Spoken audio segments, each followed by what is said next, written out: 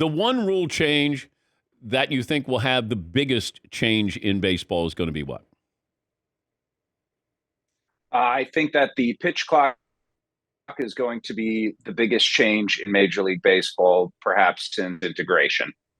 Like I don't feel like I'm being a prisoner of the moment in saying that. I just look back at all the rule changes throughout the years, and I don't know that I can find one that's going to have as demonstrable an effect on the game as the pitch clock does. Because you're right, like there are great 3 hour movies and there are terrible 2.5 hour movies, but I think there's a psychological barrier that fans have erected in their minds about baseball where it's too long, it's too slow, it's too insert negative connotative adjective right there.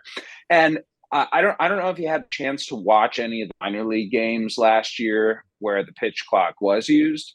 Uh, I'm telling you, Dan, if you haven't seen a baseball game with a pitch clock yet, once you do, you're going to be like, how in the hell did they go this long without it? It's, people at Major League Baseball like to say this is going to bring the game back to the style from the 70s and 80s that we had. Not just where stolen bases are more emphasized, but where the game feels crisp and clean and even quick, which is something you would never say about modern baseball. And 2.5 hour games, I think, are going to be regular occurrences. But Mhm. beyond the time of game itself, it's just going to be the pace of it. They're just cutting out dead time in the game. They're cutting out the time that the pitcher's standing there on the mound, looking in for signals and shaking and holding and trying to mess up the hitter's timing. They're going to keep hitters accountable and inside the batter's box. They have to be there when the clock hits 8, looking at the pitcher, ready for a pitch to be delivered.